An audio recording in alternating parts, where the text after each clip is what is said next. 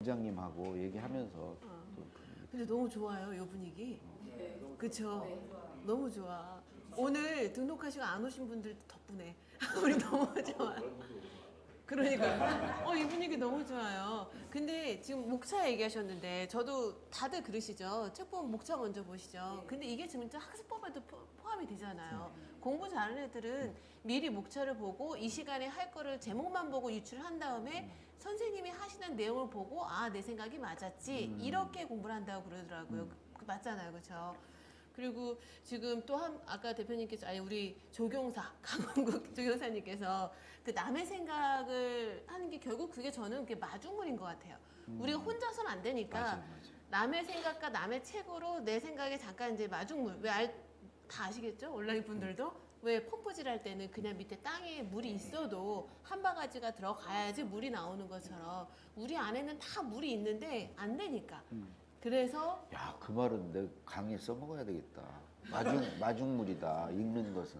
써먹을 때 꼭 한국학원대학교 조경이 있는 체계정원에 알겠습니다. 조경이 가든어가 알겠습니다. 대표님 계시니까 학원대학교를 더 먼저 얘기해 주세요. 네. 우리 학원에 이렇게 열심히 공부하는 사교육 집단이 있습니다. 라고 꼭 써먹으셔야 돼요. 학원대학교 명의로 할게요. 저 강원구 저희 교수님이 하시는 거 저 유튜브 다 털고 있으니까 바로 전화 들어갑니다.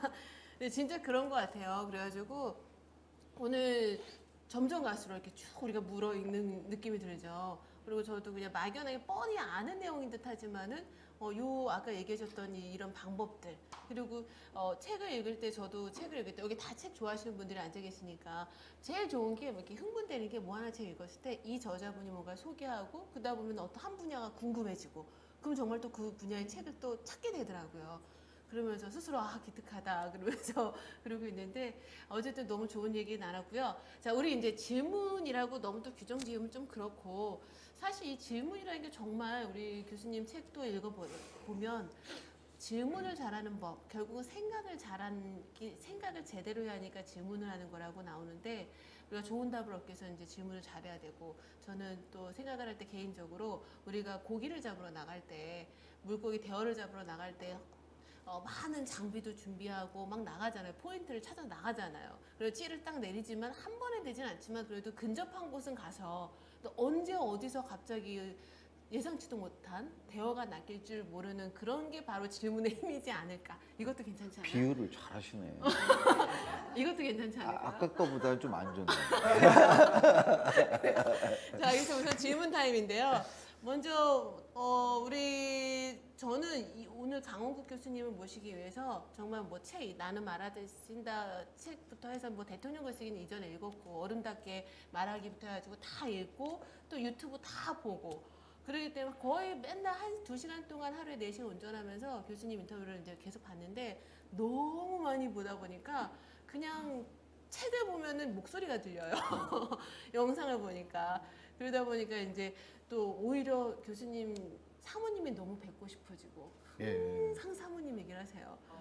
어른답게 말하기 뭐 이렇게 할 때도 거절하는 법이나 이런 거 할 때도 사모님의 그 카리스마가 엄청나신 것 같더라고요. 보니까 항상 이 책의 처음에도 우리 아내와 함께 모든 기준이 사람을 알아가는 인간관계의 기준은 내 아내다. 하시더라고요.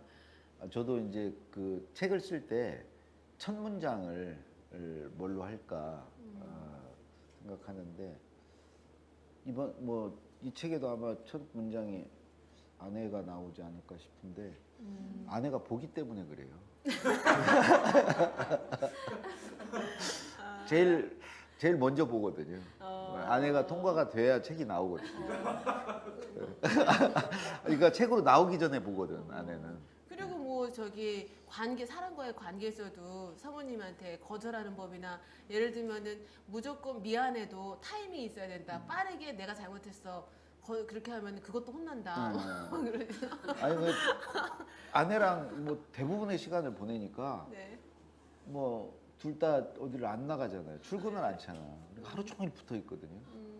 그러니까 뭐 아무래도 소재가 글의 소재가 뭐 아내일 수밖에 없습니다. 또 아내가 뭐 여기 뭐 내용 중에는 뭐 저런 얘기 하면 혼나지 않냐고 싫어하지 않냐 아내가. 근데 우리 아내 쿨해요. 다 얘기하라고 책만 팔리면 뭐 뭘 못하겠어. 네, 네. 자, 그래서 원래 질문은 저는 이제 글쓰기 우리가 두렵잖아요. 시작하기 되게 어렵고. 근데 좀 전에 마지막으로 정리를 또 명쾌하게 해주셔가지고요. 글을 쓰는 방법에 대해서 가볍게 쓰는 것부터 아주 디테일하게 정리를 해주셨기 때문에 그거는 질문은 넘어가야 될 것 같고. 그러면은 우선은 글을 잘 쓰기 위해서는 교수님 생각을 잘해야 되잖아요. 근데 우리가 많이 생각하지만 실질적으로 멍 때리는 생각들이 많단 말이죠. 그러면 이제 생각에서도 우리가 이번에 황론문 교수님 모시고 우리 몰입에 대해서 얘기 들은 것처럼 어떤 몰입의 생산적인 생각은 결국은 플로우 몰입이라고 하는데 그런 어떤 습관? 우리 조경사님도 그런 게 있으실 것 같은데 나름대로의 어떤 루틴한 어떤 의식이던 매일매일 해야 되는 그런 습관에 대한 어떤 게 있으실 것 같은데요. 그러니까 생각이라는 게 생각하는 시간을 별도로 갖지 않으면 안 만들어져요. 그러니까 저는 이제 딱 그 생각하는 시간이 정해져 있어요. 그러니까 잠들기 전에는 무조건 하고요. 그다음에 이제 아침에 반신욕 할 때 그때 생각하고요. 그다음에 뭐 두 개는 확실히 생각하는 시간이고, 그러니까 세 번째는 이제 아내랑 산책할 때고요.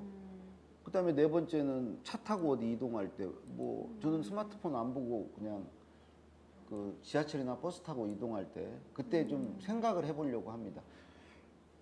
근데 이때 이제 생각이라는 게 뭘까? 전 첫 번째는 과거 기억을 떠올려 보는 것. 뭐 학창 시절이건 직장 생활이건 뭐 이렇게 기억을 떠올려 보는 거, 이거 생각하기고요. 두 번째는 꼬리에 꼬리를 물고 연상하는 거. 연상. 뭐를 해서 그게 그 뭐는 뭐 이렇게 연상해 보는 거. 근데 그러니까 그다음에 이제 세 번째는 뭐에 관한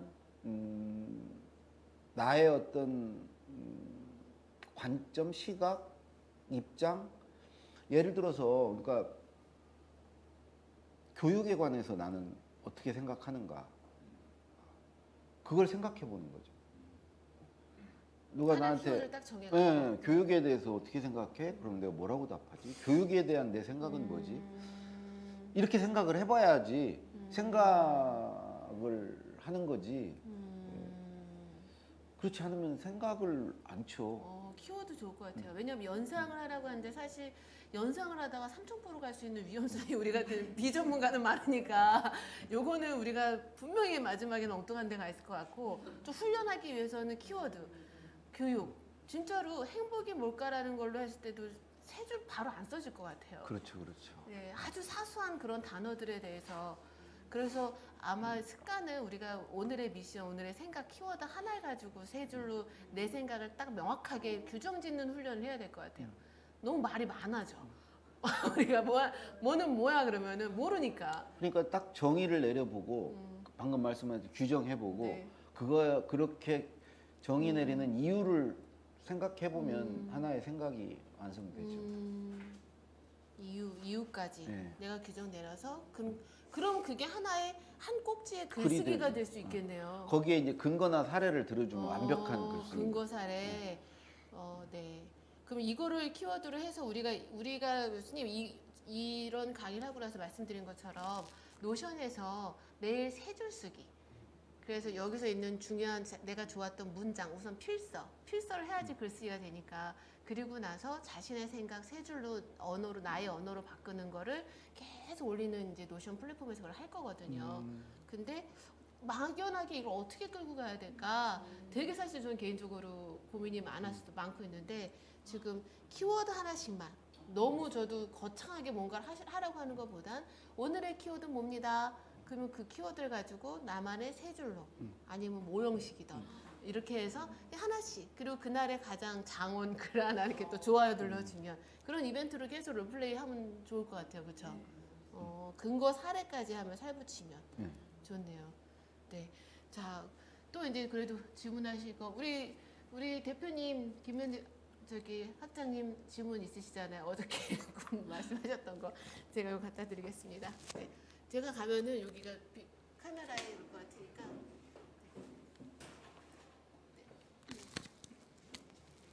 아, 여기 저 또 올라오는구나. 네네. 예. 교수님 강의 잘 들었습니다. 네. 목소리가 참 근데 좋으세요. 감사합니다.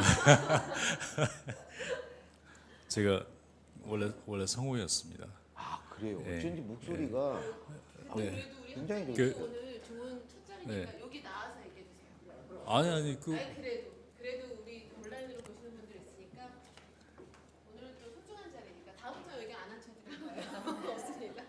아니 질문이 이렇게 많지 않은데. 아 이거 글씨도 잘 쓰시네. 정말. 아닙니다. 아니 성우가 희망사항이었습니다. 팔방미이시. 제가 사실 옛날에 대학 다닐 때 일본에 배낭여행을 한 30일 정도 갔다 온 적이 있어요. 예. 90년대니까 그때는 되게 아무나 못 갈 때였죠. 그러니까요. 네. 근데 다녀와서 친구와 같이 갔는데 다녀와서 기행문을 쓴 적이 있어요. 네, 그때 필름 카메라로 다 찍어가지고 그걸 이제 다 요약해가지고 기행문을 쓴 적이 있는데 친구들이 굉장히 칭찬을 많이 해줬어요. 아 이거 책으로 써라. 막 이렇게. 그때는 이제 유럽 갔다 온 책도 나오고 막 그랬었어요. 그때는 이제 우리가 여행 자유라든지 얼마 안 됐으니까. 그래서 그걸 물론 뭐 그 전에는 저도 이제 책을 가끔씩 이제 이게 책 보는 걸 즐기고 이제 그랬기 때문에 그래서 그런가라고 생각을 했거든요. 그러니까 최근에 이제 제가 드는 느낌이 있어요. 제가 이제 SNS를 많이 하다 보니까 공지를 많이 하잖아요. 예, 공지를 되게 많이 해요. 그래서 뭐 한 달에 거의 한 10번 정도 공지하는 것 같아요. 공지글을 많이 써요. 그러다 보니까 이게 글 능력이 엄청 떨어지는 것 같아요. 뭐 다른 뭐 예를 들면 내가 수필 하나 써야 되겠다고 하면 그것도 이게 감이 잘 안 와요. 공지를 맨날 쓰다 보니까. 근데 제가 방금 말씀하셨던 글 잘 쓰는 방법에 수필, 소설, 또 뭐 자기계발서 여러 가지가 있잖아요. 예. 근데 교수님은 글 잘 쓰는 방법에 가장 포커싱이 맞춰져 있는 게 어떤 장르라고 생각하세요? 네. 예. 방금 말씀 정말 맞습니다. 그러니까 글의 장르가 많죠. 그러니까 우리가 보통 이제 학교에서 배울 때 설명문, 서사문, 묘사문, 논증문, 뭐 대화문 뭐 여러 가지가 있죠. 그러니까 뭐 대화문 같은 경우는 대본이나 극본, 시나리오, 뭐 서사문 같으면 소설 이런 걸 테고, 뭐 저는 이제 설명문이죠. 설명문. 논증도 아니고 이제 뭐 사설이나 뭐 이런 것들은 이제 논증문에 가깝고, 근데 저는 자기계발서나 뭐 인문서 쪽인데 이제 그러니까 설명문이고요. 이쪽만 그래도 좀 써요. 설명문만. 그러니까 예를 들어서 뭐 감상문을 잘 쓰는 사람도 있고, 또 이야기를 잘해 서사문을 잘 쓰는 사람도 있고, 아주 뭐 날카롭게 뭐 반박하고 뭐 이런 거 논증문을 잘 쓰는데, 그러니까 설명문은 좀 그냥 쉽게 쓰면 되거든요. 특별한 무슨 글재주나 뭐 여러 가지 그런 게 필요 없고, 어찌 보면 제일 쉬운 분야죠. 제일 쉬운 분야고. 그래서 그렇지만 이제 뭐 바람은 있죠. 뭐 이렇게 나도 언젠가 소설이나 뭐 이런 것도 좀 써보고 싶다. 아니면 좀 말랑말랑한 감상문에 가까운 에세이 같은 거 이런 것도 써보고 싶다는 생각은 있지만, 지금은 이제 그런 단계고, 그래서 우리 뭐 대표님들이 자기가 좀 잘할 수 있는 분야가 있거든요. 그래서 우선은 시작은 그런 쪽에서 좀 해보시는 게 어떤가.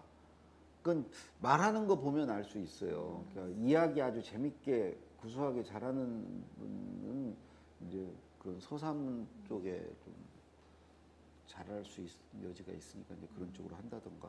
예. 혹시 교수님 수필을 써보신 적 있으신가요? 아니 수필을 지금 뭐 출판사에서 이제 뭐 다음은 에세이로 하는 게 좋겠다고 네. 그래서 에세이를 주문을 많이 하는데 좀 자신도 없고 현재는 좀 그렇습니다. 그러니까 이제 그 우리나라는 좀 저기가 좀 달라요. 그러니까 수필하고 에세이는 수필보다는 좀 그 무거운 것을 보통 이제 에세이라고 하죠. 그러니까 수필은 좀 더 가볍고 자유롭고 개인 신상을 많이 쓰고 수필은 그에 반해서 에세이는 뭔가 좀 메시지도 좀 있고 좀 무겁고 그래서 저는 좀 근데 교수님 글을 보면 되게 연설문은 어떻게 보면은 뭐랄까요? 그 논증 예, 기계 약간 기계 야직 같은 느낌이 들긴 하는데 근데 그럼에도 불구하고 대표님이 쓰신 와 자꾸 호칭이 자꾸 막 바뀌는데요. 우리 작가님이 쓰신 책들을 보면 되게 인간적이세요. 되게 휴먼이세요. 그리고 모든 이런 글을 쓰기 위해선 결국은 사람을 파악해야 된다라는 게 기본인 거니까 아까 듣기 능력이 필요한 것처럼 그래서 우리 작가님은 이미 내면 속에 정말 사람을 보고 행간을 파악한 능력이 전 와 진짜 탁월하시다. 그래서 오늘 그냥 편하게 해주세요라고 하는 건 글 쓰는 것처럼 또 이렇게 쓰려고 하는 것보다 작가님이 가지고 있는 그쪽에 더 내공이 너무 많은 게 저는 알기 때문에 충분히 에세이나 소설도 막 이렇게 그런 것도 다 쓰실 수 있을 것 같은데 한번 아이, 도전해 보시는 것도 그런 느낌을 받으셨다면 그거는 아까도 제가 얘기했지만 제가 좀 눈치를 심하게 봐서 그런 걸 거예요. 늘 어릴 때부터 그래 와서 그런 것들이 글에 좀 배어 있을 거예요. 사례도 많이 쓸 게 많으실 것 같아요. 워낙 그 어떤 사람 케이스 바이 케이스 기업에서부터 정치에서부터 모든 거를 많은 분들 더군다나 요즘에는 또 2년 동안에 예체능까지 하시면서 예능 분야에 있는 사람들의 캐릭터 얼마나 다양한 저희는 사실 원장님들은 딱 학생들 학부모 목적 지향적인 딱 그 테두리 안에만 있거든요. 근데 지금 우리 작가님은 너무도 그 스펙트럼이 매우 넓으시니까 정말로 근데 책 아까도 하면 쭉 얘기했지만 나올 것 뭐 같은데. 공감력이나 이런 게 없어서 그거는 뛰어나시는 그동안 만난 사람들이 별 도움이 안 돼요. 네. 아니, 혹시 그 메이크업 하셨습니까? 아니요. 피부가 왜 이렇게 고우세요? 가까이서 뵈니까 전혀 안 하고요. 전혀 안 아니 하는데 주름이 하나도 원래 피부가 원래 좋았습니다. 원래가. 아니 대표님 긴장하세요 대표님보다. 근데 원래가 좋았는데 요즘에 아, 이게- 심각하게 이 그 하얗게 그 백반 지금 백반. 이게 막 나타나기 시작해가지고 아. 나이가 먹으니까 1년 전에는 전혀 없었거든요. 근데 이거는 피부과에 갔는데 잘 안 돼서 치료가 안 된대요. 스트레스성인데 백반은. 그래요? 아, 너 의사 선생님 그러더라고요. 뭐 힘든 일 있냐고. 왜냐면 그거는 약 레이저로도 안 되고 그냥 잘 먹고 잘 자고 공감 능력 키우고. 근데 없어지지. 마음이 편하지는 않아. 마음이 편하지는 않고. 아니 그건 전혀 괜찮습니다. 네, 피부가 너무 고우셔가지고. 그래서 아예 그냥 네. 백반이 다 뒤덮었으면 좋겠어. 그러면 하얗게 될 거 아니야. 번져라, 번져. 그래서 아까로 돌아가면 제가 그 가끔씩 이제 수필을 한 번씩 써보거든요. 네. 나중에 혹시 저 수필집 좀 내보려고. 근데 이런 경우가 있어요. 수필을 저녁에 쓰고 아침에 일어나잖아요.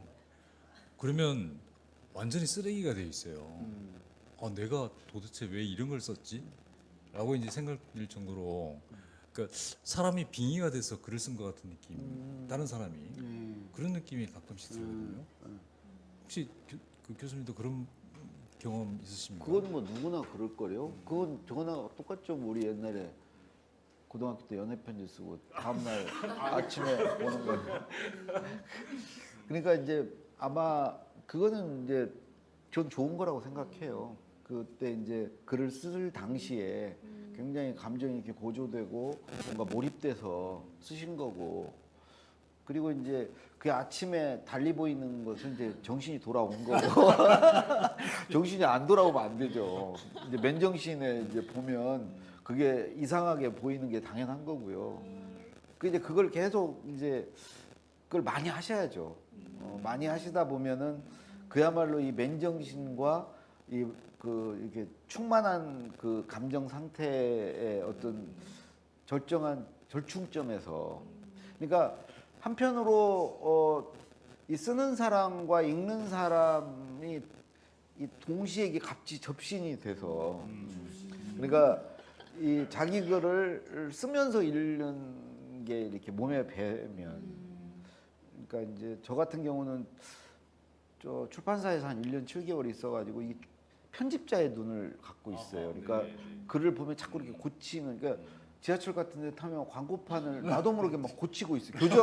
교정 교열을 보거든요. 자연스럽게 그렇게 돼요. 그러니까 그렇게 되면 이제 독자와 편집자와 이 필자 요거 같이 이제 안에 공존하는 거죠. 근데 그런 작가는 그런 사람이 아닌가 싶어요. 그러니까 저는 아직 글쟁이가 아니지만 글쟁이들은 이제 그런 상태에 있는 거죠. 그러니까 아직은 이제 따로 노는 거예요. 쓸 때는 쓰는 사람이었다가 이제 아침에는 읽는 사람으로. 더 많이 써봐야 되겠죠. 네, 많이 써서 그게 하나가 되면. 네. 자, 그러면은 이제 우선은 개인적인 이렇게 얘기는 이제 덕담은 끝났고요. 또 이제 질문을 들어가면 이번에 우리가 나는 말하듯이 쓴다 이외에 우리 또 다른 책 그래도 우리 작가님 모셨으니까 대통령 글쓰기와 그 어른답게 말합시다. 이 책에 대한 것도 살짝 약간의 얘기를 듣고 그리고 진행을 하면 될 것 같은데 우선은 이거 시작하기 끝나기 전에요. 제가 잠깐 하나 뭘 준비했습니다. 퀴즈예요. 저는 사실 작가님 나는 말하듯이 쓴다도 좋지만 대통령 글쓰기는 와 이건 꼭 한 번씩은 사서 읽어보셔야 될 것 같아요. 왜냐하면 우선 더 우리한테 와닿는 게 일화가 있으니까.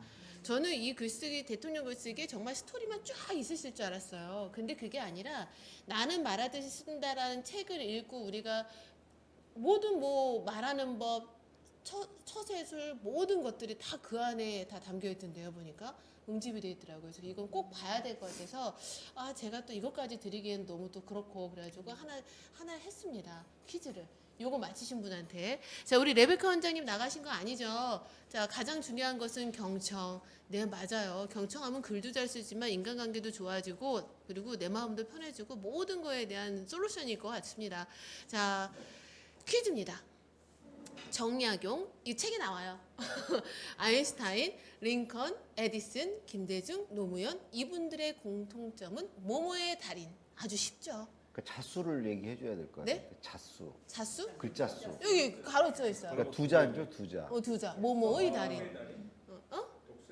땡. 자 이거 하면은 대통령이 글쓰기 선물 책 나갑니다.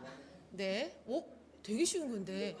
우리 저분들 참. 네, 우리 온라인으로 참여하시는 분들도 지금 저기는 지금 이거랑 좀 다른데 참여하시는 분들이 약간 네 지금부터가 이제 우리 경청 no 땡 이게 개수 명수가 카운팅이 좀 잘못되고 있는데요. 자 모모의 달이니까요. 오늘 자 힌트 들어갑니다. 우리가 책을 제가 얘기했죠. 우리 노션으로 해가지고 뭐 해야 된다 그랬죠? 소통?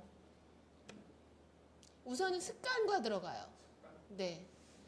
글쓰기가 잘해야지 우리가 되잖아요. 근데 글쓰기도 너무 처음부터 내가 글을 써야지 쫙 하는 건 없잖아. 오, 딩동네. 네, 메모의 달인이라고 책에 나오고 이거는 많이도 나오긴 해요. 결과적으로는 메모라는 건 생각 재료라고 우리 또 작가님도 얘기를 하시더라고요. 그 생각 재료. 우리가 요리를 많이 하려면 냉장고 문을 딱 열었을 때 우선 기본적인 뭐가 막 있으면은 그거 가지고 뭐 하나 요리는 뚝딱 만들잖아요. 그러려면 재료가 있어야 된다. 근데 그 재료는 결국은 한 번 생각하면 날아가기 때문에 뭐든지 간에 메모를 하고 붙여놔라. 키워드 하나씩. 그 링컨 이게 모자 있잖아요, 이렇게. 그 안에 이렇게 늘 메모한 걸 맞아. 그 내용도 있어요. 했대요. 근데 정약용 선생은 그 당시엔 메모란 말이 없었을 거 아니에요. 그 메모를 그 당시엔 질서라고 그랬더라고요. 질서. 질서. 한자어로 질서가 메모. 어. 두 가지를 열심히 하셨대요. 초서와 질서. 초서는 베껴쓰기, 필사. 초서는 베껴쓰기고 이제 질서를 그만큼 메모를 많이 하셨더라고요. 네. 그래서 저도 요즘에 그나마 저도 학원대학교 일을 하고 이렇게 하면서 저희가 이제 강의 끝나면 매번 이렇게 요약하잖아요. 세 가지 정리로. 그랬을 때 키워드를 정리를 해놓거든요. 또 글을 잘해야지라고 대본을 쫙 써놓으면요, 작가님 말이 더 꼬이더라고요. 내가 나도 모르게 무의식적으로 그걸 외우려고 하다 보니까 막상 딱 나와서 있을 때 더 엉뚱한 말이 나오고 그 뒤에 말이 내가 써놓은 준비한 쫙 멘트 대본을 잊어버리면 어떡하지? 이게 나도 모르게 무의식에 이미 쑥 들어와가지고 말이 더 안 나와요. 그래가지고 그냥 내 이 느낌을 잊어버리면 안 되겠다. 글에 함몰되면 안 되겠다. 그래가지고 그냥 키워드만 딱 적어놓으면 그 키워드만 생각해서 나와서 제가 정리를 하는 거거든요. 그럼 훨씬 살이 자연스럽게 그 그러네. 느낌대로 자연스럽게 이렇게 풀리더라고요, 말이. 근데 그러려면 메모. 근데 이거 진짜로 해야 되는 게 운전하고 오다가 선뜻 좋은 생각이 났는데 나중에 가면 까먹어요. 그래서 요즘에 무슨 습관이 뭘 하냐면 좀 위험하긴 하지만 이렇게 해서 바로 한 단어 생각나면은 요즘엔 또 음성 인식으로 메모하는 게 있으니까 그렇게 해서 그 단어라도 좀 이걸 해놔야지. 그럼 그게 나중에 꼭 그 재료가 언젠간 또 써먹히더라고요. 그래서 폴더에 그냥 키워드 생각 정리 키워드. 예를 들면 행복이면 행복에 맞는 단어들을 쫙 넣어놓으시고 슬픔이면 슬픔에 나는 단어들. 그럼 그게 다 재료가 돼서 우리가 글쓰기가 거기서부터 시작하지 않을까라는 생각이 듭니다. 자, 그러면 이제 다시 이제 질문이 또 들어가면요. 이제 대통령 글쓰기. 자, 우리 박지원 원장님 제가 보내드리도록 다음에 오시면 드리도록 하겠습니다. 제가 마지막으로 질문 하나만 하고 저는 물러가겠습니다. 네네. 네. 그 아까 그 메모하는 습관 말씀, 안 메모가 아니라 그 요약하는 거 말씀하셨잖아요. 사실 그 학원장들이 요약하는 게 굉장히 중요하거든요. 왜냐하면 자기 그 학원의 컬러를 A4 용지 반이나 한 장에 이렇게 딱 요약할 수 있어야 학부모들한테 상담도 쉽게 할 수 있고 홍보도 할 수 있고 그렇거든요. 근데 사실 그걸 쉽게 할 수 있는 분들이 그렇게 많지 않아요. 제가 SNS를 이렇게 운영해 보면 거기에 글을 잘 못 올리세요. 그러니까 그 글 쓰는 걸 굉장히 두려워하고 그러기 때문에 메모하는 게 안 된다고 저는 생각하거든요. 그래서 이제 그것 때문에 여러 가지 시도도 좀 해보고 어떻게 해보시라고 미션도 주고 막 그렇게 해봤는데 그것도 잘 안 되더라고요. 근데 혹시 그 그러니까 메모하는 방법을 더 잘할 수 있게끔 하려면 학원장님 입장에서 어떤 방법이 좋을까요? 그 저도 그냥 제가 쓰는 방법은요. 저는 그 네이버 메모장에 수시로 해요. 네이버 메모장에 단어로. 그거를 막 본격적으로 어디다 하려면 메모를 자주 할 수가 없고 그렇기 때문에 네이버 메모장에 단어로 하고 두 번째로 저는 그 단어 메모해 둔 것을 누구에게 꼭 말합니다. 제 아내에게라도 그걸 써먹어요. 그 메모할 때는 뭔가 책을 읽다가 뭐가 그래서 메모를 했든 뭐가 기억이 떠올라서 메모를 했든 그 말할 수 있을 거 아닙니까? 그 메모하는 것을. 전 반드시 아내에게 말해요. 그리고 그 상태에서 2차 메모를 해요. 2차 메모는 이제 말해보고 나서 2차 메모는 뭐 블로그에도 하고요. 살을 붙여나가는 네, 거예요. SNS에도. 그래서 그걸 한 16,000개 했어요. 지난 8년 동안. 사모님이 무슨 소리야? 뭐 이런 말씀 하세요?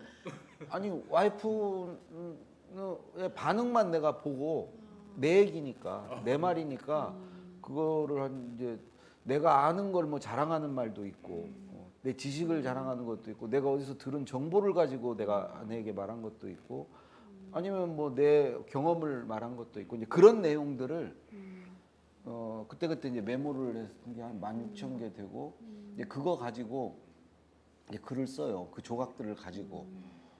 그러니까 그게 저는 양적으로 많아지면 그거가 내가 뭘 그걸 찾아보고 그럴 필요가 없이 내 안에서 그것들이 이렇게 서로 융합돼서 연결돼서 글이 써지는 거다. 말도 그렇게 되는 거다. 그리고 이제 우리 학원 대표님들이 그런 아까 이 학원을 뭐 소개하고 그런 거에서는 그냥 한마디 뭐 생각나는 걸 말씀드리면 결국은 그 이런 얘기를 해야 되지 않습니까? 우선 우리 학원의 어떤 특징을 좀 얘기를 해야죠. 특징이라는 것은 다른 학원과의 어떤 차별성이 담긴 거죠. 그 다음에 이제 특징하고 그 다음 얘기해야 될 게 이제 우리 학원의 장점이죠. 근데 장점에서 메리트를 얘기하려고 하지 말고 베네핏을 얘기하셔라. 이 차이가 메리트는 그냥 자기 자랑이에요. 베네핏은 이 학원 부모 엄마들이 얻는 얻는 효용이죠. 효용. 그러니까 효용으로 접근을 해야 되는데 자기네 어떤 메리트를 자꾸 강조를 한다는 거죠. 그러니까 뭐 그런 걸 좀 염두에 그렇죠, 그렇죠. 야, 이거는 뭐 슬로건 하나 만들 때도 학원 입장에서 그쵸? 좋은데요? 장점과 베니핏의 차이 이거. 네. 오늘 대표님이 이 장점과 베니핏으로 우리 블루타이 분들을 위해서 아니요, 그러니까 그 글을 하나 샘플로 그렇죠? 샘플로 한번 이게 장점이고 이게 베니핏이니까 이런 키워드로 해서 학원 이름만 바꿔서 하세요라고 포스터 하나 또 제작해 주세요. 네, 그렇죠. 네, 오늘의 키워드 오늘의 과제십니다. 네, 자 우리 회장님도 여기 나오셔가지고 한번 질문 한번 해보셔야 되지 않을까요? 하실 게 많을 것 같은데요. 네. 마이크를 좀 넘겨드리기가 좀 겁나긴 하지만 한 번 잡으면은 거의 놓질 않으셔가지고. 그럼 우선 제가 하나 질문할 동안 생각 한번 해보시고 계시면 될 것 같고요.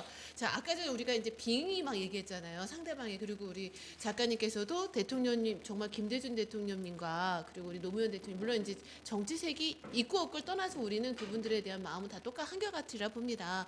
그랬을 때 그분들과 정말로 빙의가 되지 않으면, 그리고 대통령 글쓰기 보면은 정말로 조심스럽게 또 되게 눌러 쓰시는 게 느껴졌거든요. 그런 와중에도 또 전달이 되긴 했는데, 그래도 그 두 분들, 저도 사실 그 책을 통해서 김대중 대통령님과 노무현 대통령님의 이런 분들이었구나라는 걸 다시, 그리고 사실 우리 연설문 대담 같은 거 있습니다 그러면은 우리만 그러나 잘 안 보잖아요. 막 신년 연설문 하면은 2016년 신년의 연설문에 대한 비하인드 스토리가 또 엄청나더라고요. 노무현 대통령님의. 우리는 그냥 아무렇지도 않게 봤는데 그거 하나 3분을, 1시간도 아니야. 3분을 연설하기 위해서 새벽 5시까지 글을 쓰고 또 술 드시다가 또 막 달려가셔가지고 새벽까지 또 그걸 쓰시고 그런 스토리. 정말 치열하게 그냥 하는 게 아니구나라는 걸 그거 보면서 꼭 보셔야 돼요. 그 책을 읽으셔야 되고 다른 분들도 사서 보세요.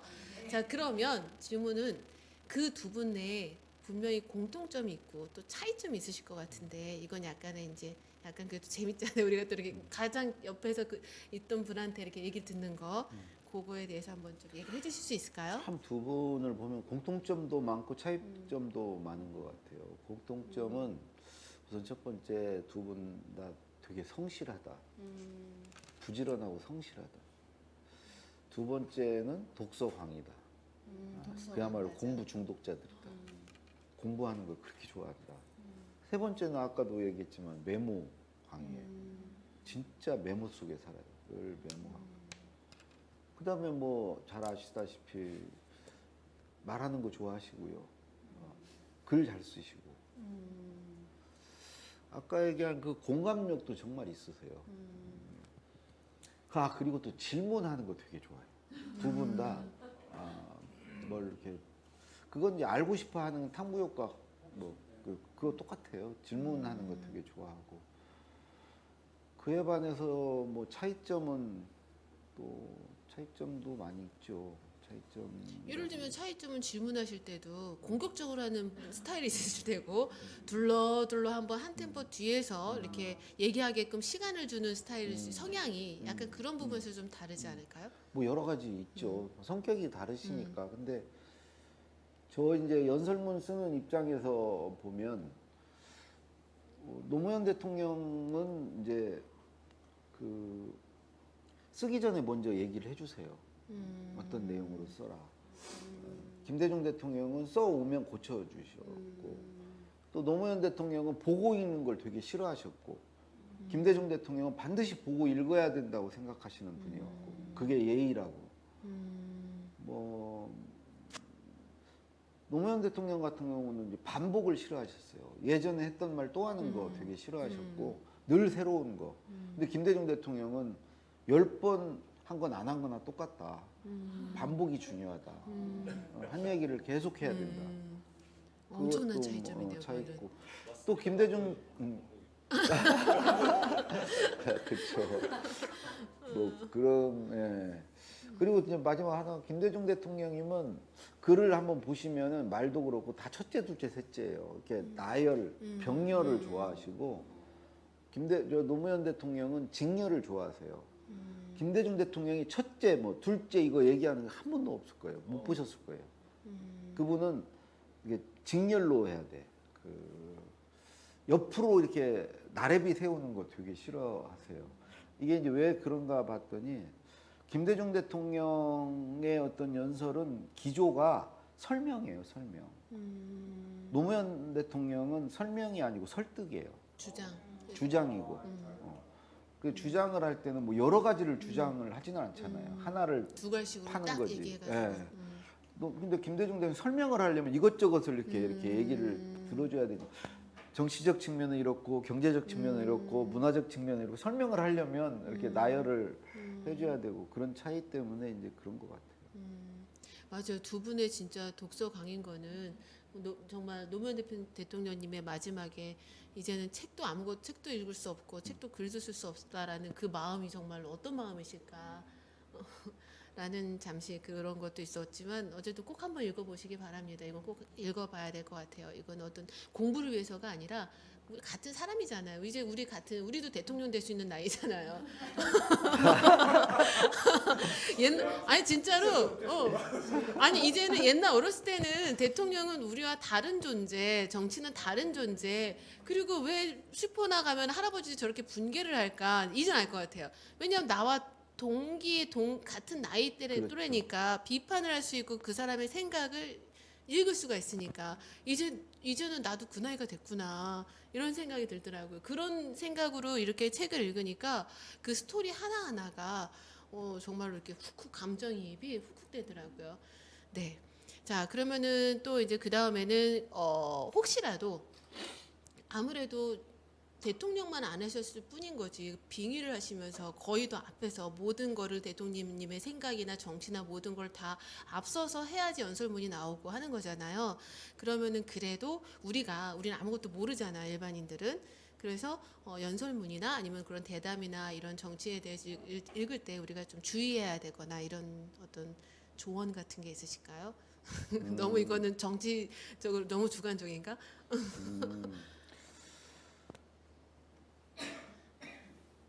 저는 이제 정치인이나 이런 분들 연설을 들어보면 또는 무슨 이렇게 토론이나 할 때 나와서 얘기하는 걸 들어보면 아 저게 저 사람이 누가 써준 건지 저 사람 건지 되게 그건 좀 구분이 되거든요. 적어도 정치인이나 또 우리도 마찬가지인데 자기 걸 말해야죠. 남의 걸 빌려서 또는 남이 해준 거를 하는 것은 그게 어떻게 구분이 될까요? 말투? 그냥 남의 생각이면은 내 생각을 얘기할 때 말투에 좀 이렇게 뭔가 힘이 실리고 영혼이 실리는 그런 거를 캐치하시는 걸까요? 아니면은 들어보면은 저게 진짜 평소에 계속 생각해 온 건지 그냥 급조된 건지 누가 이렇게 주입한 건지 그러면 이렇게 말하는 거 이렇게 태도나 이런 걸 이게 방금 말씀하신 어투라든가 뭐 여러 가지 이렇게 보면 이제 그런 저 사람 거다라고 느낄 게 진정성의 첫째 조건이죠. 그러니까 저게 정말 저 사람의 진심이구나라고 했을 때 우리는 이제 진정성을 느끼는 거 아니겠습니까? 진정성이 그것만이 아니고 또 그렇게 말한 것을 정말 그렇게 행동하거나 이제 자기가 만든 말이라 하더라도 그 말을 하면서 이대로 할 생각은 없는 경우도 있어요. 해야 되니까 그냥 하는 경우도 있는데 그거는 실제로 그렇게 하는 걸 보고 혹은 이제 우리가 그런 진정성을 느끼죠. 그러니까 근데 기본적으로 자기 말이 아닌 것은 그건 진심이 아니잖아요. 그런 것은 진정성을 느낄 수가 없고. 그러니까 쉽게 얘기해서 누구 말을 들을 때 그게 뭔가 이렇게 확 와닿으면서 뭐 말을 유창하게 하고 뭐 그런 건 아닌데 왠지 이렇게 막 좀 진심이 느껴지는 그런 저 사람 참 진실해 보여. 왠지 그런 느낌. 우리 대표님 되게 진실해 보이세요. 이제 저런 경우에 이제 얘기를 하면 진정성이 느껴지죠. 네, 다행이에요, 대표님. 말은 잘 못하셔도 진정성은 느껴진다네요. 왜냐하면 네, 아니 왜냐하면 대표님께서 어저께 그 얘기를 하셨거든요. 글을 진짜 잘 쓰세요. 글은. 그건 다 인정하잖아요, 그렇죠? 그리고 왜냐하면 생각이 되게 많으시고 고민 많이 하시고 그냥 남의 글이 아니라 본인 생각이 많으니까 글을 되게 정말로 쫙 풀어서 쓰시는데 말을 하실 때는 어저께 그 얘기하시더라고요. 어느 순간부터 말을 잘 이렇게 빨리빨리 이렇게 요약 전달 빨리빨리 해야 되는데 그걸 못해서 그게 좀 트라우마시라고. 그래서 술 드세요? 아니 알코올성 치매가 있어서 제가 그렇게 술을 드세요? 권유가 아니라 물어보시는 거예요. 술은 안 하시죠? 술 많이 먹습니다. 그 술을 좀 절제하시고 근데 저는 갈수록 그렇게 더 안 좋아집니다. 근데 저는 그렇게 얘기를 했죠. 대표님이 글을 너무 잘 쓰시고 또 워낙 우리나라 이제 홍보 마케팅 쪽에 이쪽에 대가시다 보니까 그런 거에 너무 민감하신 거죠. 아까 전에 우리 작가님도 지하철에 보면은 뭐가 틀렸나. 그러니까 그런 거에 민감하니까 먼저 머리가 돌아가니까 말도 틀릴까봐 머릿속에서 글을 영어를 할 때 생각 없이 얘기하지 쭉 나오는데 자체 검열을 하는 거예요. 그러니까요. 저는 그걸 거다. 다른 문제가 있는 게 아니다. 술을 좀 취하셨을 때는 말이 잘 됩니까? 말 잘 되죠. 술 취했을 때. 예, 술 취할 땐 잘하세요. 그 술 좀 끊으셔야 돼.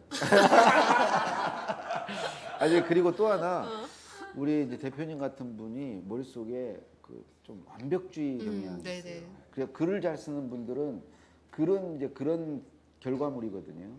막 고치고 막 이렇게 하고 나온 거잖아요. 글은. 그러니까 이제 말도 글 같은 말을 하고 싶은 거예요. 그래서 안에서 막 교정 교열을 해 순간적으로. 맞아요. 자체 검열을 너무 심하게 해. 그러니까 말은 그냥 그게 안 되거든 원래. 그러면 안 돼요. 맞아요. 글은 고칠 수 있지만 말은 고칠 수 없어. 그러니까 생각나는 대로 말해야 되는데 꼭 글과 같이 막 머릿속에서 네, 고치려고 그래. 맞아요. 그런 완벽주의를 좀 버리셔야 돼. 네. 망가질 준비를 야 망가진다 생각하고 말해. 제가 내린 답이랑 같잖아요. 그리고 두 번째는 갱년기.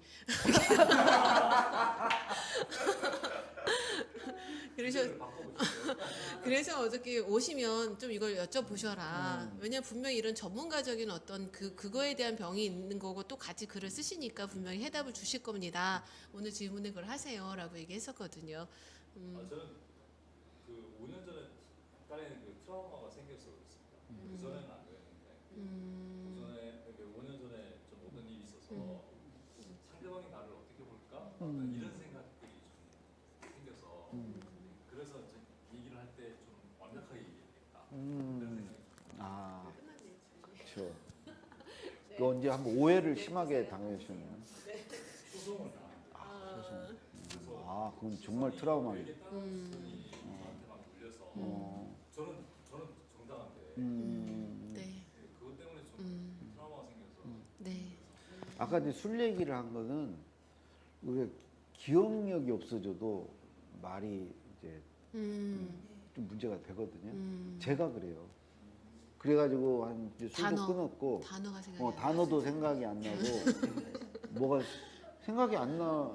그죠 멍해가지고 그 제가 5가지를 한다니까 요즘에는 기억을 더 이상 이 떨어지는 걸 좀 막기 위해서 첫 번째가 이게 자주 상기해 복기해 보는 거예요. 이런 자리 끝나면 집에 갈 때 오늘 제가 무슨 얘기했지 강사가 두 번째는 그 상기하고 복기한 내용을 이렇게 써보시는 거예요. 시각화해야 돼요. A4 용지 저는 쓰는데 SNS나 쓰는 것도 이것도 시각화 작업이에요. 블로그 이게 쓸 때 내가 쓴 거지만 이렇게 눈으로 보는 것과 머릿속으로만 갖고 있는 거 다르. 세 번째는 그걸 좀 덩어리를 꼭 지웁니다. 분류합니다. 3가지, 5가지 뭐 몇 가지로 꼭 생각하려요. 몇 가지. 오늘 강사가 얘기한 거 몇 가지지? 뭐는 듣기는 뭔 몇 가지가 있어야 된다고 그랬지? 그 분류하는 거고 그다음에 이제 네 번째는 전 분류한 것을 스토리텔링으로 이렇게 하려고 그럽니다. 내가 이렇게 이걸 기억해야 된다. 이런 강의도 하려면 뭐 그쵸. 네 가지 말씀드리는 그치. 네 가지를 기억하잖아요. 그래서 더 뭐 첫자를 딴다던가 뭐 여러 가지로 이걸 스토리텔링화합니다. 뭐 여러 가지 방법이 있는데 그리고 이제 마지막 다섯 번째로 그 스토리를 만드는 거를 반드시 말해봅니다. 제 아내한테 말해보고 그러면 기억이 이제 완벽하게 되더라고요. 결국 저는 말할 수 있는 것만 기억하고 있는 거라고 생각합니다. 한 번 나온 거 맞아요. 우리가 애들 제일 공부 열심히 잘할 수 있는 방법 중에 하나가 나와서 설명하는 거잖아요. 그렇죠, 저는 그렇게 그렇죠. 시켰거든요. 우리 애들 투부정사 설명하면은 미션 줘갖고 다음엔 너 차례야. 그래갖고 네가 나와서 설명해. 그러면 내 입으로 나온 거는 절대로 안 잊어버리니까. 그래서 뭐 그런 것도 학습법으로까지 다 연장이 확장이 된다고 봅니다. 그리고 아까 전에 그래서 연설문 제가 아까 질문한 거에 대한 또 이제 정리를 하면 결국은 글을 아무리 잘 쓰는 건 누구나 잘 쓸 수 있지만 진정성이다. 얼마나 다행이에요. 근데 이거는 우리가 연설문을 위한 게 아니라 우리도 진정성 있게 학부모님들께 대하고 진정성 있게 얘기를 하면 말을 좀 못해도 다 전달되는구나. 그 주파수는 에너지는 다 전달이 되는구나. 주파수 얘기하면 또 여기 또 이분이 하신 말씀이 회장님 하시긴 하는데 네. 자 그리고 자 이제 우리 그러면 저기 이야기를 넘어가서 이제 어른답게 말합시다라는 책에 대해서 잠깐 얘기를 하면 거기서 우리가 이제 말하는 화법이나 여러 가지 있는 것 중에서 우리 작가님께서 얘기한 게 저는 제일 싫어하는 게 일반화시키는 걸 저도 개인적으로 되게 싫어하거든요. 근데 우리 작가님이 사례를 일반화시키면 안 됩니다. 예를 들면 작가님이 되게 술을 예전에 좋아하셨는데 그쵸? 글 쓰기 전에는 항상 정해진 카페를 가면서 편의점에서 청아 병을 사셔가지고 카페에서 못 먹으니까 가면서 그거를 정말 궁금했어요. 나발을 부셨을까? 아니면은 종이컵에다 넣어갖고 드셨을까? 나발이지 나발. 술은 나발이. 아니 근데 그 꼭 여쭤봐야지. 근데 나발을 불 때 편의점에서 샀어요. 계산을 했어. 계산을 하고 편의점에서 나발을 부셨을까? 아니요, 가면서 그 안에서 못 먹게요. 그러면 가면서 나와야 돼. 카페를 걸어 가신 지정된 자리 청아는 크지 않아서 이게 손에 쥐면 잘 몰라요. 딱 쥐고. 그 물 먹는 것처럼. 그렇죠. 아, 남들 그게 관심 없어요, 사람들. 그냥 물 먹는 건 자연스럽게 해야 돼. 눈치 보고 그러지 말고. 그리고 10년 전에 얘기 듣고 제가 우리가 오기 때니까 2년 전이죠. 그때 뵙자마자 요즘에도 청아 드세요? 했더니 아니요, 끊었습니다. 와인으로 바꿨습니다. 하시더라고요. 그래서 이제 술 얘기가 나온 건데 그 사모님께서 그만 좀 술 먹으라고 왜 매일 술 먹냐고 이러면 안 됩니다. 정확하게 얘기를 할 땐 매일이 아니라 당신은 월요일, 화요일, 수요일 이렇게 술 먹잖아. 이번에 이렇게 구체적으로 명시를 해야지. 당신은 허구한 날 허구한 날 매일 먹는다고 이렇게 얘기하면 안 된다. 대화법이라는 거 그렇게 하면 안 된다. 잘했죠. 그 포커스가 딱 전 기억에 남았어요. 그거 말고도 네. 아내가 저한테 그런 경우 해서 안 되는 거. 첫 번째, 과거 들추는 거. 당신이 옛날에 이거 해가지고 실수해가지고 내가 그거 하고 뭐 이런 적 있잖아. 자꾸 과거를 들춰요. 그다음에 두 번째, 옆집과 비교하는 거. 누군가와 비교하는 거예요. 우리 그 당시 이제 회사 다닐 때인데 와이프가 우리 사무실에 그런 사람 당신 같은 사람 하나도 없어. 요즘 누가 그렇게 술 마시고 돌아다녀? 다 건강 생각하고 다 회식 같은 거 싫어하고 남하고 비교하는 거. 하여튼 결국은 와이프가 그 얘기를 해서 얻고자 하는 게 내가 술을 줄이는 거잖아요. 근데 이제 전혀 그런 목적은 달성을 못하고 관계만 나빠지고 더 내가 반발해. 그 더 화가 나서 술을 더 먹고 싶고 뭐 여러 가지 좋을 게 없잖아요. 그러니까 되게 이제 그런 얘기는 뭐 공식이 있잖아요. 사실을 얘기하고 그걸로 인해서 내가 어떤 영향을 받고 있다. 뭐 내가 당연히 뭐 걱정이 되고 뭐 여러 가지. 그 다음에 이제 세 번째로 그 사람에게 미칠 영향. 그거는 당신이 뭐 어떻게 될 거다. 그래서 이제 충분히 그렇게 한 다음에는 마지막에 품어주라고 하지 않습니까? 애 하면 너 이리 와. 이리 와가지고 딱 다독다독 하면서 와이프가 이제 마지막에 다독다독 해주면 끝나는 거죠. 다독다독은 딱 그 말이라니까요. 다음에 또 그럴 거야, 안 그럴 거야? 또 어디 술 먹고 돌아다닐 거야? 이게 이제 다독다독의 단계로 들어가는 거죠. 이제 다 혼냈다는 얘기죠. 어쨌든 저는 다음번에 모실 때는 꼭 사모님을 모시고 싶어요. 딱 두 분을 같이 모시고 싶어요. 아니 우리 와이프가 그 썰전이 될 것 같아요. 아주. 이런 자리나 뭐 어디 차이나는 클래스나 뭐 이런 데 가면 전 되게 걱정하는 스타일이거든요. 또 가서 무슨 얘기하지 뭐 그러면 아이고 나 이런 사람 부르는 거 이해를 못 하겠다고 나를 부르지 나를 내가 얘기를 해도 훨씬 더 잘하고 내가 뭐 도대체 왜 당신을 부르는 거야 나를 아니 그 사람들이 당신을 모르는데 어떻게 불러 근데 그렇게 그냥 자신감 충만이에요. 근데 저는 정말로 이번에 보다 보니까 대화의 희열에 저는 TV를 안 봐갖고 사실 몰랐거든요. 그 프로가 되게 유명했더라고요. 뭐 아이유도 나오고 정말 유명하신 분들은 경계를 넘나들면서 다 모셨던데 작가님 왜 모셨어요?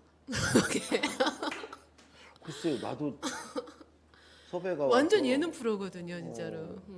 그 예능 프로 처음 한 거죠. 근데 내가 볼 때 그 파파이스 본 거 같아. 응?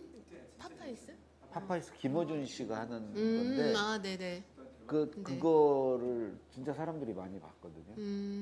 그거에 한 280만 명 정도가 봤거든요.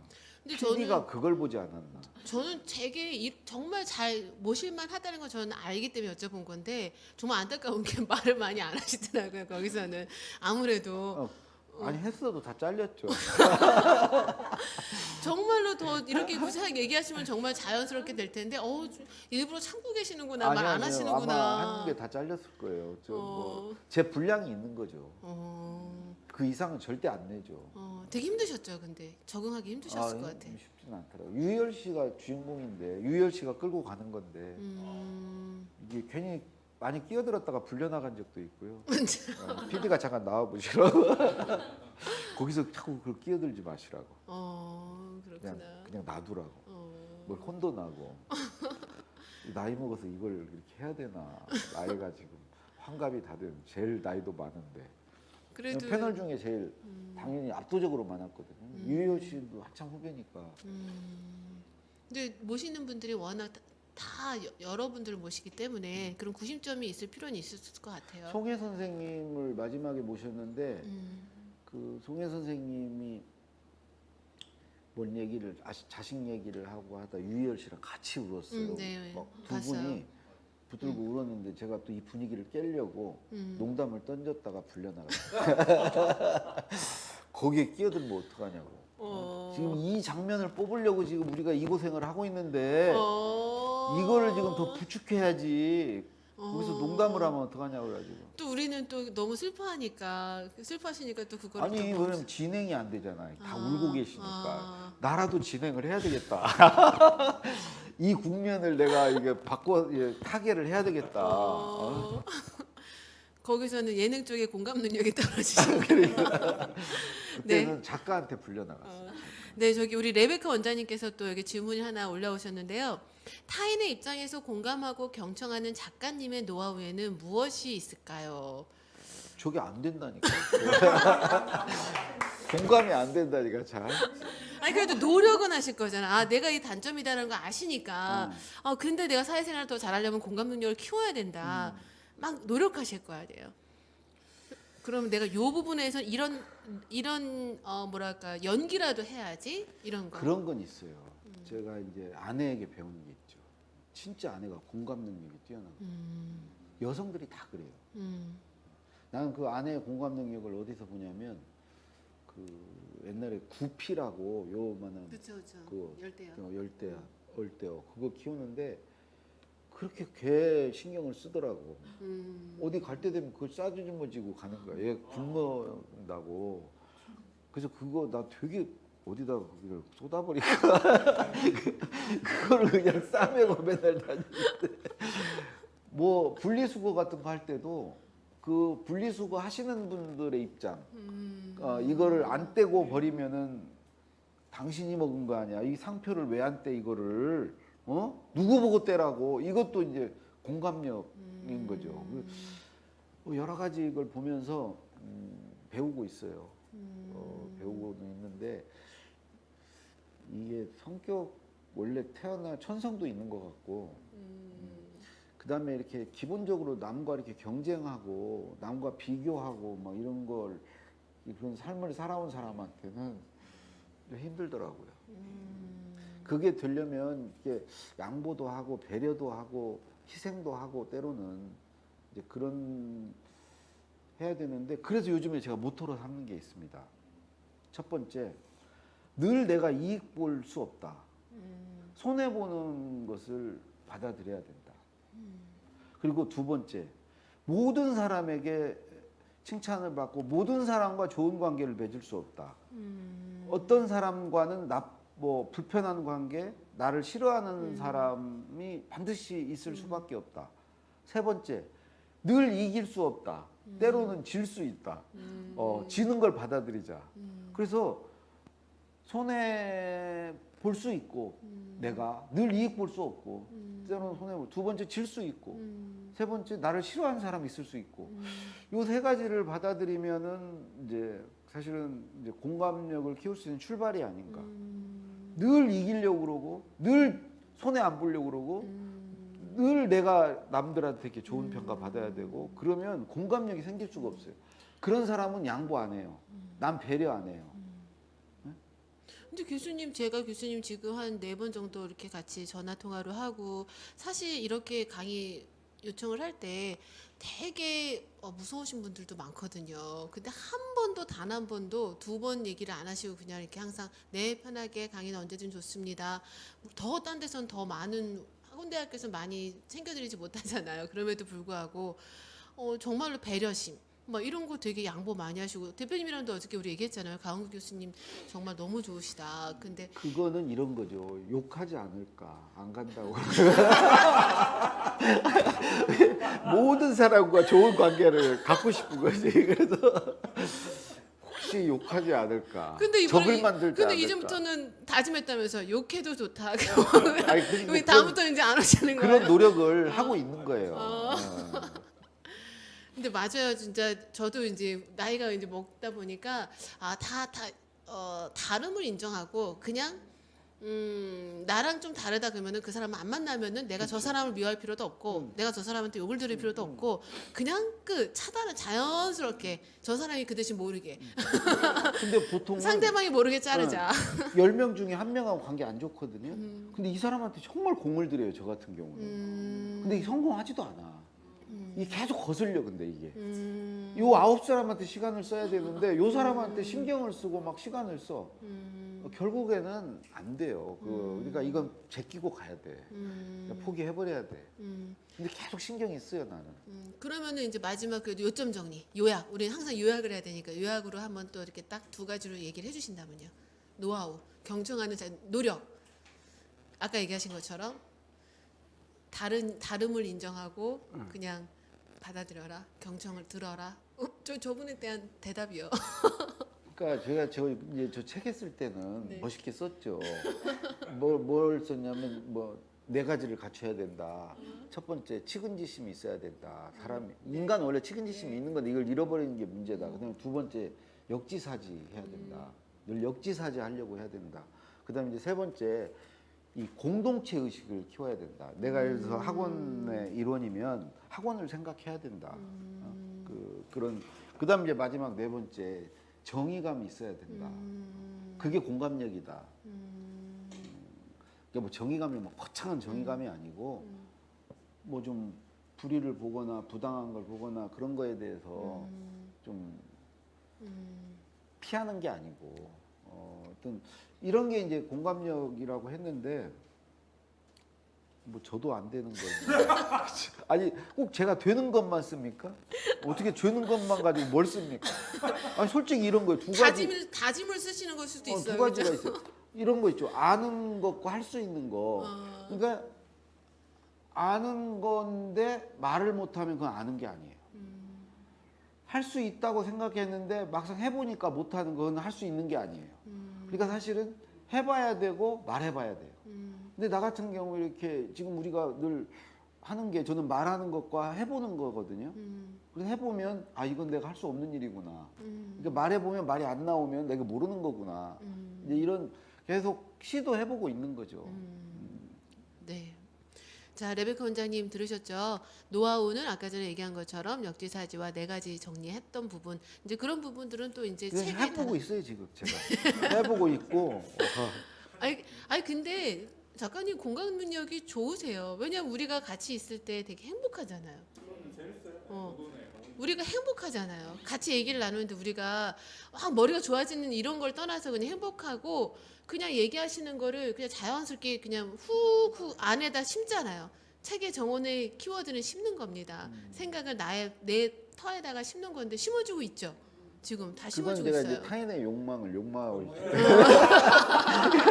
어떻게 해야 저 사람들이 재밌을까? 나는 재미가 없지만 저 사람들 재미 있으신 거 아니에요? 이런 표정 재미없어도 나와요? 아 재밌어요.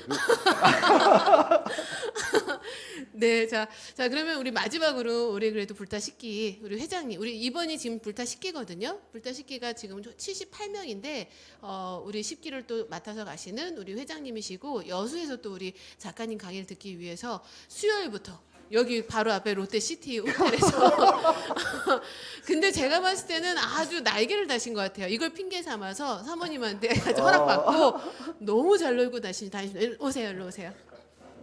여수 분들 참 좋으세요. 뭐 여수. 저는 참고로 시댁이 여수라서 뭐 신랑이 이렇게 여수를 그렇게 좋아하지 않지만 여수 놀기도 좋죠. 많이 좋죠. 자, 이제 네.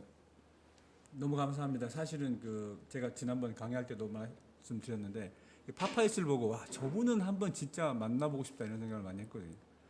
여수에 오셨을 때도 못 간 게 되게 안타까웠는데 여기서 이제 하자마자 1호로 우리 조경희 학과장님이 해주신다 그래서 제가 마음으로 딱 등록을 하고 입금했습니다. 네. 강의 중에.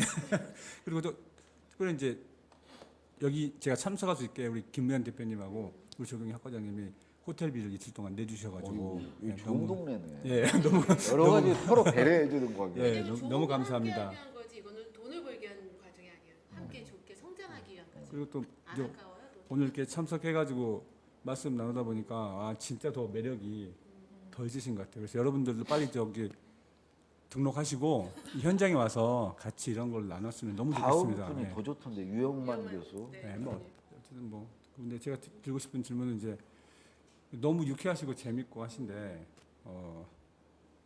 너무 진지한 얘기 말고 그 사모님은 어떻게 만나셨는지 뭘 진지해요. 이거 진지한 얘기 첫 말고 미팅이었어요. 첫 미팅. 제가 서울 올라와서 그 전엔 전주 살았고요. 올라와서 처음 만난 여자죠. 처음 만났는데 제가 깜짝 놀란 게 서울말을 쓰는 거예요.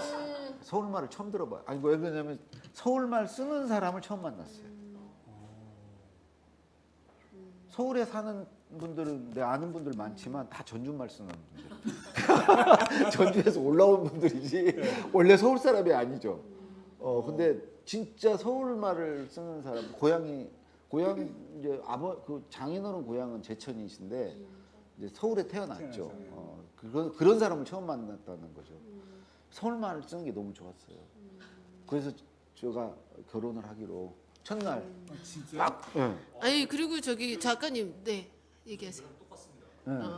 서울말? 서울말에 반해서 이게 신분 상승 욕구였던 것 같아요. 저희 신랑 왠지 나도 서울 사람이 된다. 서울 사람과 결혼을 하면. 저희 신랑도 그랬나 여섯 살이. 아그 얘기도 해주셔야죠. 지금 미팅 얘기 나왔으니까 미팅에서 그 정말 전 깜짝 놀라서 그거 완전 밑줄 한 3줄 쳐놨어요. 미팅을 나가면요 오른쪽에 앉아야 된대요. 시야는 왼쪽을 먼저 보고 사람은 오른쪽. 근데 사람은 마지막을 기억한대요. 그런데 사모님이 오른쪽에 앉아 계셨대요. 그래서 서울말을 썼고 오른쪽에 앉아서 결혼하셨대요. 그래서 지금 매일매일 구박을 들으신대요. 허구헌 날. 그게 최신 효과라는 거예요. 마지막에 그걸 예를 여운이 그렇게 남는. 드시더라고요. 무슨 효과? 최신 효과. 최신 효과. 마지막 그에 본 거를 기억하고 그 여운이 남는 거지. 하긴 노래 같은 것도 왜 마지막 곡 같은 게 기억나고 그래서 뭐 사는 이렇죠. 인간관계도 마지막을 잘해야 되는 거죠. 그러니까 끝이 좋아야 돼. 그 앞에 건 다 잊어버리잖아요. 네. 질문이 그게 끝이에요? 아니 이제 뭐 있는데 하고 뭐 식사하고 가시나요 혹시? 식사 아니요, 제가 점심은 안 예, 드세요? 저 약속이 있어. 아 진짜요? 아유 저기 예약해놨는데. 네. 아, 그 술은 이제 끊어가게. 네, 저 우리 레베카 원장님, 홍세미 원장님이셨구나. 네, 역시 그래도 질문도 이렇게 해주셔가지고 자, 네 가지 질문 그거 꼭 들으시고요. 자, 그럼 마지막으로 어쨌든 시간이 이제 좀 지나가고 있는데요. 근데 질문이 거대 담론이 아니라 그냥 예를 들면은 뭐 거절하는 법이 어떻게 잘 거절할까요? 이런 아주 사소한 얘기를 해도 나중에 풀어주시는 거는 전혀 다르게 풀어주셔서. 그런 걸 어른답게 말합시다인 그런 게 있거든요. 리더답게 말하는 방법, 그리고 사이 좋은 관계를 유지하면서 거절하는 방법, 뭐 여러 가지 것들이 있어요. 아름답게 말하는 방법. 그 중에서 딱 한 가지 방법을 얘기를 해주신다면 거절하는 방법 우리가 들어야 되지 않을까요? 거절이요? 거절 어렵죠. 그러니까 이제 거절 당하는 사람 상처를 받잖아요.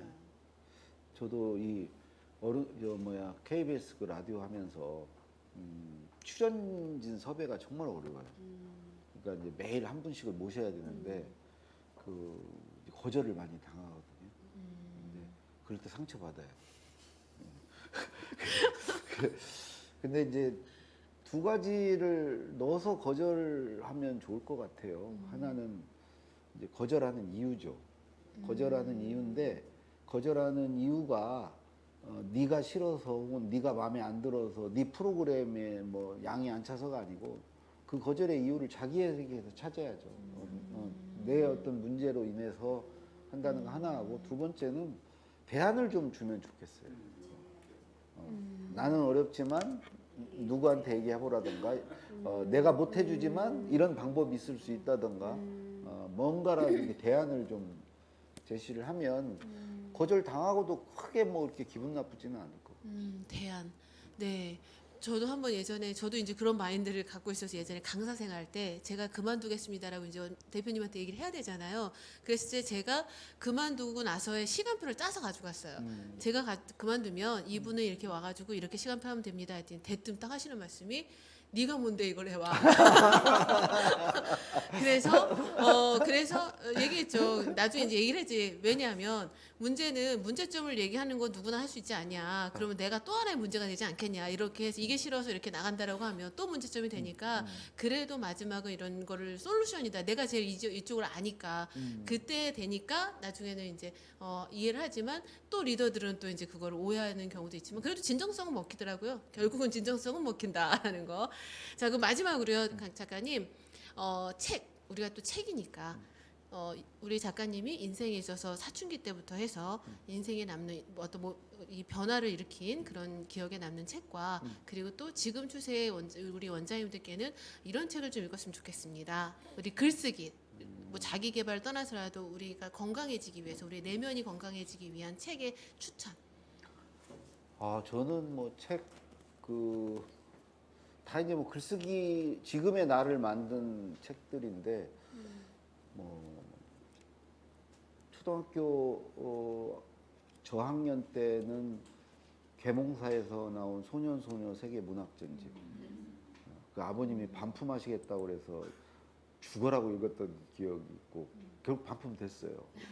깨끗이 읽으라고 그래서 깨끗이 읽고 반품했고 그 다음에 초등학교 고학년 때는 책 한 권인데 그 안에 그 학생들이 쓴 기획문 일기 뭐 편지글 이런 것들이 모아놓은 책이었는데 그거를 여러 번 읽었던 경험이 있어요. 그 당시는 단행본이 없었던 시절이에요. 그게 굉장히 나에게 영향을 줬고 글짓기 대회 나가서 상 받고 그러는 그 책 덕분이었던 것 같고 중고등학교 때는 이제 뭐 중학교 때는 이모네 고등학교 때는 고모네 집에 살았는데 고모네 집은 서점을 하셨고 책들이 많았어요. 근데 거기서 주로 이제 소설을 많이 읽었어요. 야한 소설. 뭐 차탈린 부인의 사랑 뭐 이런 거. 그런 것만 읽었어요. 그런 것만. 또 그 시절이 70년대가 그런 소설의 전성기였어요. 그래서 그런 게 이제 막 그런 것들이 또 다 영화되고 영화는 연수자 관람불가 영화. 그런 소설만 주로 읽었던 게 지금 제가 이렇게 강의하고 이렇게 스토리텔링을 하는데 도움을 줬던 것 같고요. 그리고 이제 직장 생활, 대학교 때는 뭐 사회과학 서적인데 별 의미는 없었던 것 같고, 직장 생활 들어와서 처음 만난 책이 내가 신입사원 때 이어령 선생의 문장 대백과 사전. 그게 이제 단어별로 이 두꺼운 정말 사전인데 이어령 선생이 알고 있는 지식이 총망라되어 있는 책이에요. 이제 그거를 가지고 글을 썼어요. 뭐에 대한 주제에 쓰라 그러면 그거 찾아봐가지고 이어령 선생이 그것에 관해서 뭐 써놓은 거 참고해서. 이어령 대백과 사전. 네, 이어령 유명하죠. 네. 절판도 씁니다. 근데 어디 헌책방 가면 있는지 네, 모르겠는데 있어요. 그거고 이제 그렇습니다. 그런 게 이제 제 글쓰기에 다 영향을 줬던 것 같고 아까 이제 글쓰기 책 뭐 이런 책 말씀하시는데 저는 글쓰기 관련해서 세 가지 책 필요하지 않는가. 하나는 글 쓰는 방법론에 관한 책. 다른 하나는 자기가 정말 저 사람처럼 쓰고 싶다. 저 사람 정말 글 잘 쓰고 나도 저 사람과 같이 글을 쓰고 싶다고 하는 그 사람의 무슨 약간의 그 전기에 가까운 자서전 같은. 자서전에 가까운 그런 책. 그리고 세 번째는 정말 마음에 드는 그 사람이 직접 쓴 글. 그러니까 뭐 소설이면 소설 그 사람의 소설책.